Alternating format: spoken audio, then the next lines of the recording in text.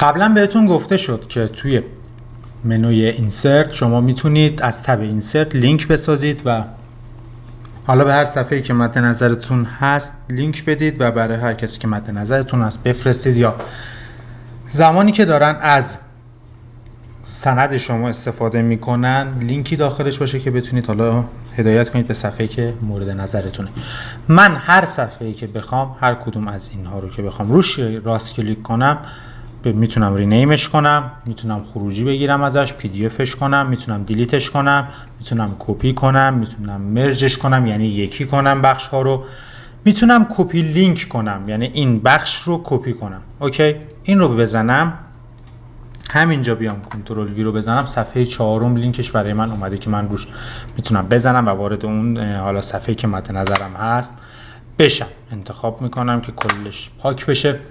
به این شکل شما میتونید هر صفحه‌ای که مد نظرتون هست رو هم لینک کنید و برای هر شخصی ارسال کنید. از منو اینسرت تیبل بهتون گفته شد که چجوری از اکسل بیارید به اکسل وارد کنید از این موارد، ولی خودش هم جدول داره که میتونید انتخاب کنید مثلا 4/5 به این شکل. جدول روش حالا اون میزانی که مد نظرتون هست رو انتخاب میکنید، یک کلیک روش کنید جدول براتون نمایش داده میشه. مثلا من میتونم اینجا بنویسم ردیف، تبو که بزنم میره سلول بعدی، نام خانوادگی، تبو بزنم میره سلول بعدی، کد ملی، تاریخ تولد. اوکی، حالا میتونم بیام هر کدوم از اینها رو که مد نظرم هست انتخاب کنم و مثلا بگم که یه رنگ آبی هم داشته باشه، مابقیش رو هم انتخاب کنم، بگم که میخوام این زیر مجموعه هاش رنگش روشن‌تر باشه. به این شکل یه جدول برای خودم ایجاد کنم، میتونم مدیریتش کنم و هر در واقع موردی که هست رو اضافه کنم بهش. میتونم بیام این مواردی که داخلش نوشته میشه رو ببینید الان به سمت راست نوشته شده، بگم که بسط چین باشه، همه رو بسط برام قرار بده.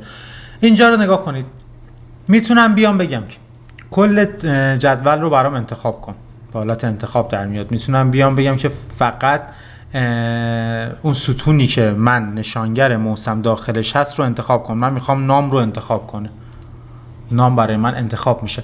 میتونم بیام بگم این سلولی که هستم ردیفش رو کلا برای من انتخاب کن، انتخاب میشه دیگه. من مثلا میتونم دابل کلیک نکنم دیگه، سلکت سل رو بزنم اون سلول برای من انتخاب بشه و بیام اون یه دونه رو رنگش رو تغییر بدم و به هر شکلی که مد نظرم هست اعمالش کنم. کلش رو میتونم انتخاب کنم، بیام بگم که بوردر یا خطوط نداشته باشه یا بوردر داشته باشه، مدیریتش با خودمه. میتونم سورتش کنم از A به Z یا اگر اینجا رو بزنم از Z به A، همه اینها دست خودمه. میتونم اکسپورتش بگیرم یعنی کانورتش کنم توی برای خودم اکسل. الان من این کار رو انجام میدم و میبینید که به این شکل تبدیل شد و من اگر روی ادیت بزنم اینجا اکسل باید بر من باز شه و من هر جایی رو که بخوام میتونم ویرایشش کنم. مورد بعدی ببینیم که راجبه جداول چی مونده بود. مثلا من یه دونه همچین جدولی رو بزنم، سورت رو هم که گفتیم. اینجا میتونید بیایید بگید که براتون من اینجا رو کلیک کنم، یه دونه جدول 4x4 مثلا ایجاد کنم، اینجا رو انتخاب میکنم. میتونم بگم بالای این ردیف یه ردیف اضافه کن. ببینید من این رو رنگش رو تغییر میدم، خب میگم بالای همین ردیفی که هستم یه ردیف اضافه کن. میبینید یه ردیف اضافه شد، رفت ابتدای ردیف فعال شد، ولی ردیف قرمز رو من رنگ کردم که متوجه این موضوع بشید. دوباره من این رو هم انتخاب میکنم، یه رنگ دیگه میخوام بهش بدم، زرد رو بهش میدم. اوکی، حالا اینجا قرار دارم میگم پایینش یه ردیف برای من ایجاد کن. پایین اون ردیفی که نشانگر موسم بود فعال شد و زرد رو هم میبینید که این اتفاق رخ داده. این رو انتخاب میکنم، میگم که این سبز باشه. این رو هم انتخاب میکنم، میگم این بنفش باشه. اوکی، میام داخل سفید، میگم که سمت چپ یه ردیف برای من اضافه کن، یه ردیف برای من اضافه میشه، میام اینو انتخاب میکنم، میگم سمت راست برای من یه ردیف اضافه کن، یه ردیف اضافه میشه و من میتونم حالا هر موردی که هست رو اعمال کنم. برای چی این ردیف ها رو اضافه کردیم؟ شما میای فایلت رو آماده میکنی، تمام محتواها رو مینویسی، بعد کارفرما میاد میگه که یا مثلا خودت توی اسناد نگاه میکنی میبینی من مثلا شماره پرسنلی رو هم باید اضافه میکردم ولی فراموشش کردم. میام یه دونه ستون جدید ایجاد میکنم در حالی که 15 تا ستون دارم و پر کردم، نمیخوام پاکش کنم. میام یه ستون جدید ایجاد میکنم، همه رو به ترتیب توی اون ستون مینویسم. مثلا توی مینویسم شماره پرسنلی. اوکی.